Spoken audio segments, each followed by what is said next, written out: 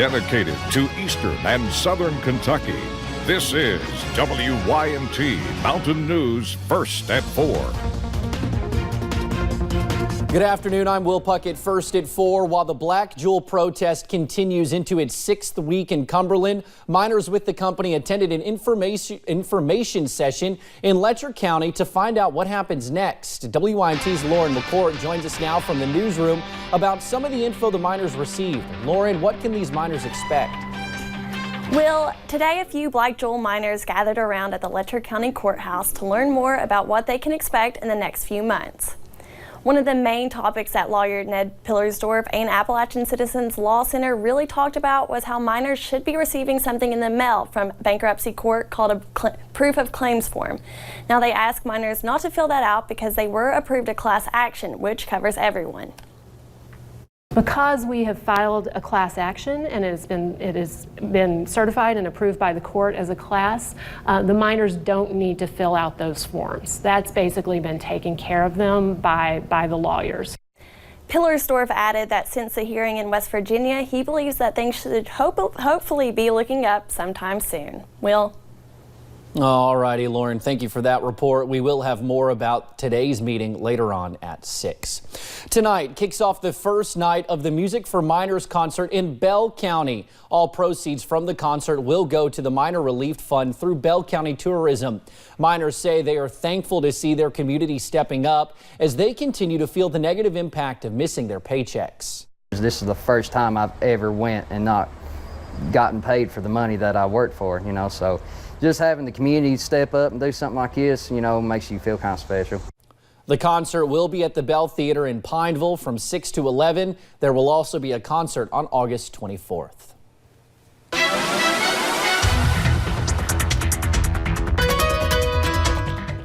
Well, it's been another gorgeous day here in the mountains, definitely on that hot side today, but not really on the humid side. We'll get into that in just a second. Let's go ahead and take you to a few of those cameras across the area looking into the mountain parkway. A few of those clouds over there, but overall mostly sunny skies, not a cloud in the sky looking down into downtown Whitesburg. It's just been a gorgeous afternoon throughout the mountains, and satellite and radar really mimicking that same thing, not have to deal with any of those clouds, not really having to deal with any of those rain chances as well. It's been a very nice break. But it's those temperatures, of course, that are on that hot side, anywhere from those mid to upper 80s, looking a little bit cooler actually into Wise, 81, 82 in Logan, 84 in Jackson, and 86 down into parts of Williamsburg. But those dew points are still into about those lower 60s, so a little bit muggy out there, but overall not too bad.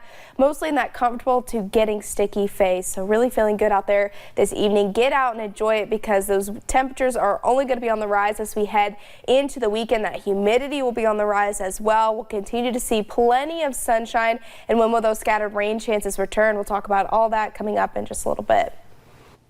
All righty, Paige, we'll be back with you. Thank you, ma'am. Well, earlier today, thousands of Kentucky Utilities customers in Bell County were without power. Now that power is restored. An outage map showed there are no customers without power in Middlesboro.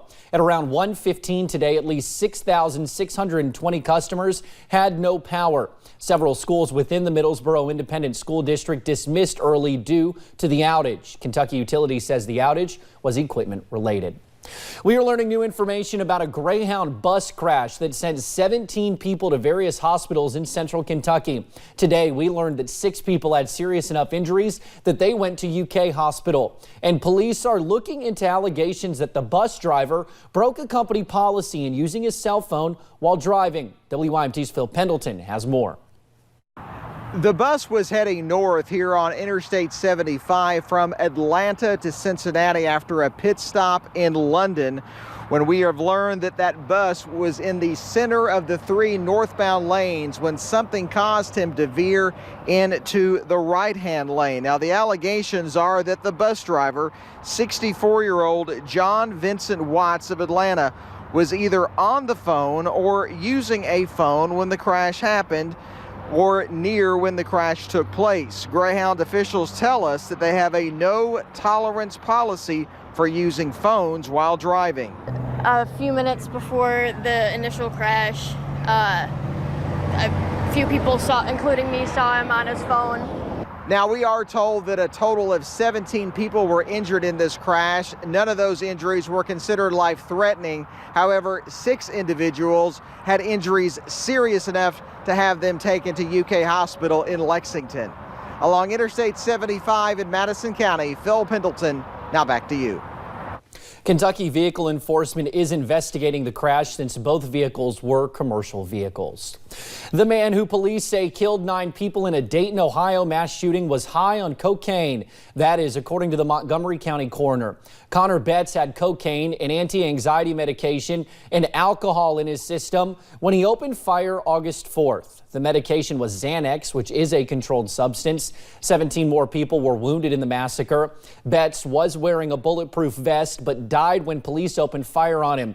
The coroner says he had 52 gunshot wounds to his upper and lower torso. Nearly 2 weeks after the El Paso massacre, a man is preparing to say his final goodbye to his wife, one of the 22 victims in that mass shooting, who he says was his only family. Worried attendance at her funeral would be minimal. He has invited the entire city of El Paso to join him. Tony Basco's wife, Maggie Record, had just a few family members, but none in El Paso. Following tweets and a Facebook post from the funeral home, people from all over the United States contacted the funeral home to say they were coming. What would you like people to know about Margie? She was a caring, loving, the most beautifulest person.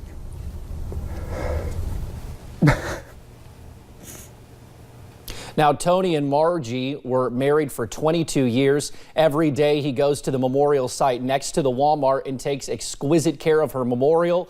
Tony says he will meet his beloved wife again someday in heaven.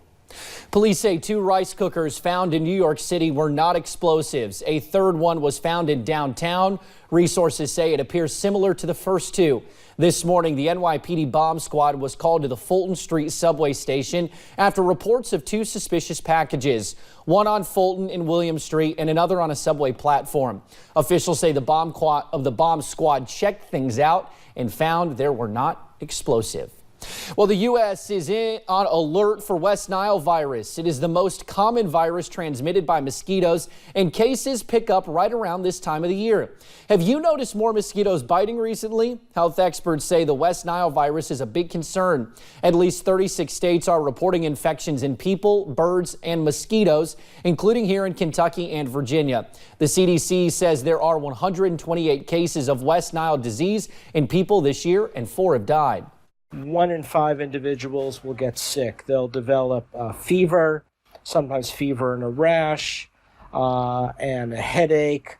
And then a subset of those individuals will progress to what we call neuroinvasive disease, where the virus actually crosses into the central nervous system to cause encephalitis. CDC officials say protecting yourself from mosquito bites is critical. Officials also recommend using insect repellent containing, wearing long pants and sleeves, limiting time outside during dusk and dawn. Well, let's head on over to Wall Street on this Friday afternoon. The Dow closes up more than 306 points. 50 years ago this weekend, hundreds of thousands of people descended on a farm in upstate New York for a music festival that became an iconic moment of the 60s. A new documentary called Creating Woodstock looks at how the original plans for the festival quickly morphed into something else. Despite the rain and overcrowding, Woodstock did not become a disaster. Instead, it became a defining moment of the late 60s counterculture. How these people were able to coexist with unity and harmony, that's what we're still talking about at Woodstock. An estimated 400,000 people showed up for the original 3-day concert, featuring some of the biggest acts of the late 60s. Commemorative events will continue in Bethel, New York through the weekend, including a performance by the man you just heard, Carlos Santana, who originally performed at the festival. Straight ahead on First at 4, Dale Earnhardt Jr. and his family are recovering following yesterday's plane crash in Tennessee. And this weekend will be a hot one, but when do those rain chances return? I'll have a look at that full forecast coming up. Wait.